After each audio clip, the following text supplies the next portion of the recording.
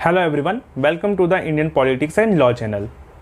आज हम जानेंगे मंत्रिमंडल और मंत्री परिषद में क्या अंतर होता है। आपने आए दिन न्यूज़ चैनलों में सुना होगा कि आज मंत्री परिषद की बैठक हुई या आज एक मंत्रिमंडल की बैठक हुई, तो आपके दिमाग में भी कहीं ना कहीं ये ख्याल आया होगा कि ये मंत्री परिषद क्या होता है या ये मंत्रिमंडल क्या होता है। तो आज के इस वीडियो में हम यही जानने की कोशिश करेंगे कि मंत्रिमंडल और मंत्री परिषद में क्या अंतर होता है। तो चलिए शुरू करते हैं।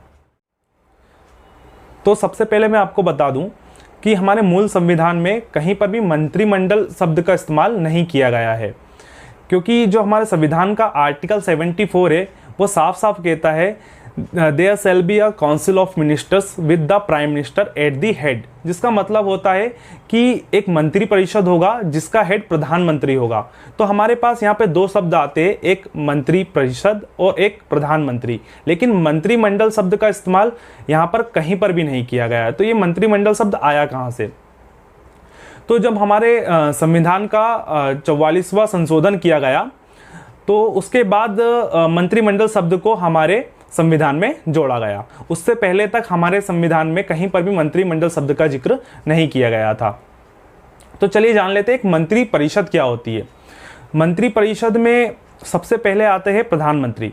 तो जो हमारे देश के प्रधानमंत्री होते हैं, हमारे देश के प्रधानमंत्री होते हैं, वो मंत्री परिषद के हेड होते हैं। उसके बाद आते हैं कैबिनेट मंत्री, जिसे हम कहते हैं मंत्रिमंडल। मंत्रिमंडल के जितने भी मंत्री होते हैं उसे हम कैबिनेट मिनिस्टर कहते हैं। तो कैबिनेट मिनिस्टर्स वो मिनिस्टर्स होते हैं जिनके पास बड़े बड़े मंत्रालय होते हैं, जैसे कि गृह मंत्री, रक्षा मंत्री। तो ये जो जितने भी बड़े मंत्रालय होते हैं इसके मंत्री कैबिनेट मंत्री कहलाते हैं। उसके बाद आता है राज्य मंत्री। राज्य मंत्री भी दो टाइप्स के होते हैं। पहला होता है राज्य मंत्री स्वतंत्र प्रभार और दूसरा होता है राज्य मंत्री।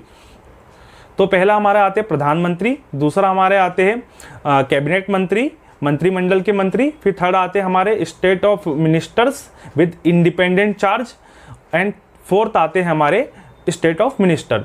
तो जो हमारे मिनिस्टर्स होते हैं जिनके पास स्वतंत्र प्रभार होता है ना, राज्य मंत्री जिनके हाथ में स्वतंत्र प्रभार होता है, तो ये मिनिस्टर मंत्रिमंडल के मिनिस्टर से नीचे आते हैं, लेकिन इनके पास एक स्वतंत्र प्रभार होता है। जैसे इनके पास भी जो भी मंत्रालय होगा उसका इनके पास स्वतंत्र प्रभार होगा, इनके ऊपर कोई भी मंत्री नहीं होगा। तो इनके पास जो भी मंत्रालय होता है उसका इनके पास स्वतंत्र प्रभार होता है। उसके बाद हमारे पास आते हैं राज्य मंत्री, लेकिन राज्य मंत्री के पास ऐसा कोई स्वतंत्र प्रभार नहीं होता है जैसे कि राज्य मंत्री स्वतंत्र प्रभार के पास होता है। तो जो राज्य मंत्री होते हैं वो कैबिनेट मिनिस्टर्स की मदद के लिए होते हैं या राज्य मंत्री स्वतंत्र प्रभार के मदद के लिए होते हैं।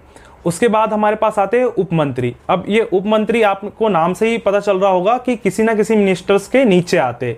तो ये उप मंत्री भी जो ऊपर के मंत्री होते, कैबिनेट मंत्री होते या राज्य मंत्री स्वतंत्र प्रभार होते, इनकी हेल्प के लिए होते हैं या इनको कभी कभी प्रशासनिक सेवाओं के लिए भी रखा जाता है। तो ये कुल 5 प्रकार के हमारे मंत्री होते हैं जो एक हमारे मंत्री परिषद में आते हैं। जैसा कि मैंने आपको बताया कि हमारे 44वें संविधान संशोधन में मंत्रिमंडल शब्द को ऐड किया गया। तो संविधान जो मंत्रिमंडल शब्द है वो शब्द हमारे पास 1978 के बाद आया। 1978 से पहले हमारे संविधान में कहीं पर भी मंत्रिमंडल शब्द का इस्तेमाल नहीं किया गया था। तो जो मंत्रिमंडल शब्द है उसमें जो मंत्री आते हैं वो मंत्री वरिष्ठ मंत्री होते हैं। जो हमारे प्रधानमंत्री के नीचे वाली रो होती है उसके जो मंत्री होते हैं उसे हम कैबिनेट मिनिस्टर कहते हैं।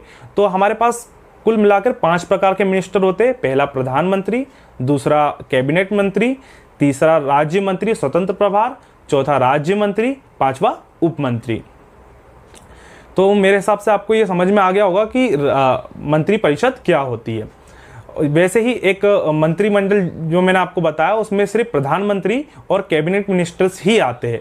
अब इन दोनों को अलग अलग क्यों किया गया है? क्योंकि हमने अक्सर देखा है कि प्रधानमंत्री बहुत व्यस्त होते हैं, उनके पास इतना समय नहीं होता कि वो बार बार एक मंत्री परिषद की बैठक बुला सके।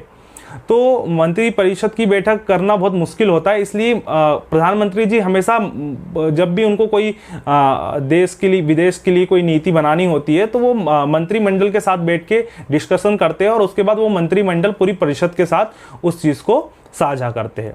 तो आई होप इस छोटे से लेक्चर में आपको ये मंत्रिमंडल और मंत्रिपरिषद के बारे में समझ आ गया होगा। Thank you so much. अगर वीडियो अच्छा लगा तो लाइक कीजिए, कमेंट कीजिए और शेयर कीजिए।